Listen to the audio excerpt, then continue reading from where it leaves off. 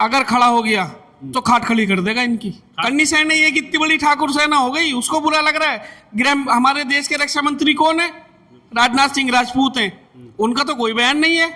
उत्तर प्रदेश के मुख्यमंत्री योगी आदित्यनाथ उर्फ अजय बिष्ट, उनको तो बुरा नहीं लग रहा। अनुराग ठाकुर को बुरा नहीं लग रहा। ये इतिहास के ज्यादा पैरोकार हो रहे हैं, और इतिहास अगर सुनोगे ना तो फिर नींदें उड़ जाएंगी रातों की। अन्नी करनी सेना जैसी ये जो है सड़क छाप गुंडे आपको कहीं ठेली लगाते ही मिलेंगे 10 के 12 केले बेचते हुए। तो लगातार हम खबर दिखा रहे हैं और लोगों की राय जानने की कोशिश भी कर रहे हैं कि आखिर राजस्थान में ये इतिहास पे लड़ाई हो क्यों रही है। क्या छात्रों की नौकरी से बड़ा मुद्दा आज के समय में इतिहास है? क्योंकि हनुमान बेनीवाल उन्होंने बहुत दिनों तक रैली करी, जयपुर में महासभा करी, वहाँ रैली करी, हर कौम के लोग वहाँ पे आए, ठाकुर भी आए, लेकिन करनी सेना की वो बात बुरी लग गई जिसमें हनुमान बेनीवाल ने इतिहास का पन्नों पर कहते हुए कहा था कि राजस्थान में यहाँ के रजवाड़ों ने युद्ध नहीं लड़ा, कुछ राजाओं ने युद्ध नहीं लड़ा, उन्होंने समझौते किए। 70 किलोमीटर पहले ही समझौते कर लेते थे। तो हुमायूं भाई हमारे साथ बातचीत करेंगे। भाई स्वागत है आपका। देखिए, जिस तरीके से हनुमान बेनीवाल जी ने कहा, उन्होंने जो कहा वो इतिहास में पढ़ के कहा, लेकिन उनको आज का इतिहास जो बीजेपी का इतिहास है, बीजेपी का इतिहास कहता है कि सच्चाई दबाओ, झूठ फैलाओ। अगर इतिहास ही उनको कहना था तो एक ये भी इतिहास है कि अकबर ने शादी की थी जोधाबाई से, वो भी एक इतिहास है, उस पर भी बुरा नहीं मानना चाहिए। और ना जाने कितने एक रीति रिवाज रहा हिंदुस्तान का, एक यहाँ पर जो गंगा जमनी तहजीब रही, और प्यार में जब कुछ होता है वहाँ सीमाएं नहीं देखी जाती, वहाँ जात बिरात बंधन नहीं देखा जाता, उम्र नहीं देखी जाती। क्योंकि इनकी तो राजनीति ही हिंदू मुस्लिम पे टिकी है। तीसरी बात, हनुमान बेनीवाल जी ने जो वहाँ युवाओं का मुद्दा उठाया है, जो एसआई की वहाँ नियुक्ति वहाँ की सरकार ने, डबल इंजन सरकार ने रद्द की है, उसके खिलाफ अगर बेनीवाल साहब खड़े हैं, और बेनीवाल साहब को कम आंकना महाभारत बहुत बड़ी भूल होगी। क्योंकि हनुमान बेनीवाल जिस कम्युनिटी से ताल्लुक रखते हैं, जाट समाज से आते हैं, वो जाट समाज अगर अपने आप पर खड़ा हो गया ना तो किल्ली उड़ा देगा सामने वालों की। भारी पड़ेगा जाटों से पंगा लेना। नहीं, ये अन्नी करनी सेना कोई सेना पैना नहीं है, ये तो इन्होंने अपने उगाई का एक धंधा बना रखा है। दूसरी बात ये, जाट अगर खड़ा हो गया तो खाट खड़ी कर देगा इनकी। खाट खड़ी कर देगा? खाट खड़ी कर देगा, पीछे नहीं हटेंगे, बिल्कुल नहीं हटेगा। जाटों का इतिहास रहा है, मुस्लिमों में पठानों का और जाटों का।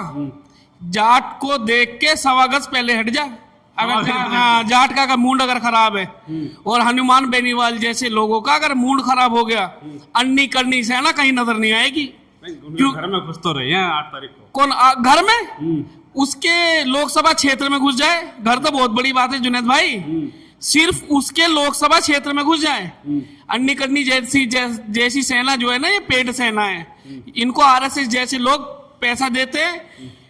पहले इन्होंने क्या किया, इस आरएसएस और भाजपा सरकार का पहला काम था नौजवान को जवान से लड़ाना, फिर किसान को मजदूर से लड़ाना, हिंदू को मुसलमान से लड़ाना। लेकिन अब इनके ये मुद्दे फेल होने वाले हैं। करनी सेना में भी, जिस करनी सेना का नाम ये ले रहे हैं, बहुत सारे ठाकुर हैं। करनी सेना ये कितनी बड़ी ठाकुर सेना हो गई, उसको बुरा लग रहा है। हमारे देश के रक्षा मंत्री कौन है? राजनाथ सिंह राजपूत हैं, उनका तो कोई बयान नहीं है। उत्तर प्रदेश के मुख्यमंत्री योगी आदित्यनाथ उर्फ अजय बिष्ट, उनको तो बुरा नहीं लग रहा। अनुराग ठाकुर को बुरा नहीं लग रहा। ये इतिहास के ज्यादा पैरोकार हो रहे हैं, और इतिहास अगर सुनोगे ना तो फिर नींदें उड़ जाएंगी रातों की। मैं उस पर नहीं जाना चाहता, क्योंकि इतिहास चला गया। आज लोकतंत्र है, आज ये देश बाबा साहब के संविधान से चलेगा, आज ये देश बाबा साहब ने जो लिखा है उससे चलेगा। ये राजा महाराजाओं वाली कहानी खत्म हो गई। हनुमान बेनीवाल ये भी कह रहे हैं कि आखिर हो क्या गया है भारतीय जनता पार्टी। पहले तो कहते थे कि हिंदू खतरे में है, अब हिंदुओं को अपने कौम में लड़ा रहा है। ठाकुरों को गुजर से लड़ाया, यहाँ पे यूपी में दलित विश ठाकुर हुआ, दलित विश ठाकुर विश यादव हुआ, अब ठाकुर विश जाट राजस्थान में। देखिए, इनका काम है पहले हिंदू मुसलमान, अब ये कोटा पूरा हो गया। अब इनको जो है, ये सच कहते हैं हिंदू खतरे में है, पंडित वैसे समाज से खतरा, दलित को ठाकुर से खतरा, ठाकुरों को जाट से खतरा, जाट को दूसरी कौम से, मतलब इनका काम है आपस में इनको लड़वाना। पहले हिंदू मुसलमान करके जितना हो सकता है इन्होंने लड़वा दिया, अब ये हमारे हिंदू भाइयों को ही आपस में लड़वाने का काम कर रहे हैं। ये कहानी इनकी ज्यादा दिन तो चलने वाली नहीं है, क्योंकि जिस दिन ये ओबीसी वर्ग जाग गया और इसने अपने हक और अधिकारों को पहचान लिया, उस दिन मोदी सरकार की गिनती खत्म। दूसरा, आरएसएस के एजेंडे खत्म। तीसरा, अन्नी कन्नी सेना जैसी ये जो है सड़क छाप गुंडे आपको कहीं ठेली लगाते मिलेंगे 10 के 12 केले बेचते हुए। तो ये केले अमरूद बेचते नजर आएंगे। अन्नी कन्नी कोई सेना नहीं है, सेना थी तो दिखाते अपने सेना का शौर्य। हमारे पहलगांव में जिस तरीके से 26 लोगों की निर्मम हत्या कर दी गई, उनको शहीद मार दिया गया पाकिस्तान द्वारा, ये कन्नी सेना कहाँ मर गई थी जब? अरे चलो हम तुम्हारे साथ खड़े हैं, चलो पाकिस्तान पे कब्जा करेंगे।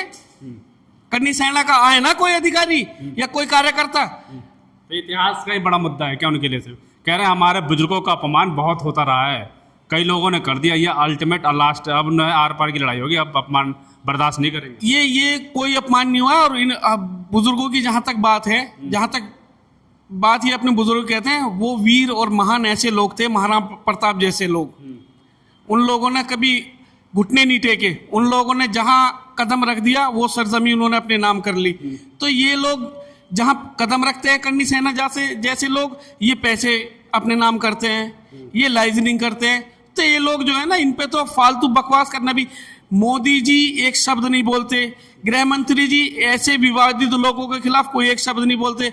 उत्तर प्रदेश के मुख्यमंत्री जो रोज गलत चीज फाड़ फाड़ के कहते हैं law and order, law and order, वो एक शब्द नहीं बोलते। में जो रैली हुई उसके बाद खुले बंदूक तलवार लड़ा के, बंदूक लड़ा के अखिलेश यादव को भी मारने की धमकी दी। देखिए, सूबे के पूर्व मुख्यमंत्री के लिए इन शब्दों का उपयोग हुआ, उनके कान पे चेटी तक नहीं रहेंगी।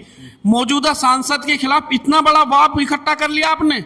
और ये तो मैं आपको बहुत जिम्मेदारी के साथ एक बात कह रहा हूं, उसकी जगह कोई मुस्लिम सांसद होता तब ये क्या हाल कर दे। फिर तो ये पुलिस को भी खुली छूट दे देते, जाओ कर लो जो करना है। आपने देखा होगा बहुत सारे मामलों में ऐसा रहा है, मॉब लिंचिंग पे एक कानून लेकर आए कि मॉब लिंचिंग पे क्या बोलते हैं, फांसी तक का प्रावधान है। लेकिन क्या हुआ पिछले दिनों अलीगढ़ में? अलीगढ़ वाले पे लीगल तरीके से अपना गो मांस का व्यापार करने वाले लोगों को किस लिए मारा? क्योंकि इन्हीं की सेना के निकले हुए कुछ अन्नी कन्नी सेना जो वो भी कोई हिंदू सेना होगी। 50,000 रुपए जो पीड़ित हैं वो बता रहे 50,000 रुपए हमसे मांगेंगे। अरे बंद करिए ना इन मीट खानों को, बंद करिए। अल कबीर जैसे गाजियाबाद में, साहिबाद में बड़ी एक कंपनी खड़ी है। आज पता है आपको, बीफ एक्सपोर्ट में हम दूसरे नंबर पे हैं पूरी दुनिया में। तो ये लोग जो है धर्म, जाति, मजहब, पंथ, फिर बिरादरी, अब ये अगला पिछड़े के नाम पे लोगों को लड़ाने का काम कर रहे हैं। पुलिस के सामने जो वीडियो वायरल हुई थी अलीगढ़ में, तो पुलिस के सामने हमला हुआ है। देखिए, पुलिस जो है कहीं ना कहीं, पुलिस भी जो है इस अपराध को बढ़ाने में भागीदारी पुलिस की भी है। पुलिस, उत्तर प्रदेश पुलिस को या तो काम नहीं करने दिया जा रहा, यहाँ उनको जो है अपनी तरह शासने में ढालने में योगी सरकार काम करवा रही है। इस तरीके के अगर काम होंगे जिस तरीके से आज योगी सरकार में हो रहे हैं, भविष्य में जब सरकार बदलेगी तो इसका बहुत बड़ा असर आएगा और बहुत सारे अधिकारी उस जांच के घेरे में आएंगे, उनको जवाबदेही तय होगी, उनको सजा मिल के रहेगी। आप कब तक छुप सकते हो?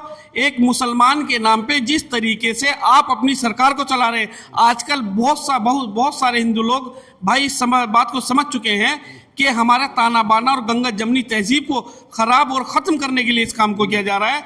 मुझे लगता है सन 2027 ज़्यादा दूर नहीं है। बाबा होपलेस हो रहे हैं, घबरा रहे हैं, काम कुछ करा नहीं है, ना कोई गड्ढे भरे गए हैं, ना युवाओं को रोजगार मिला है।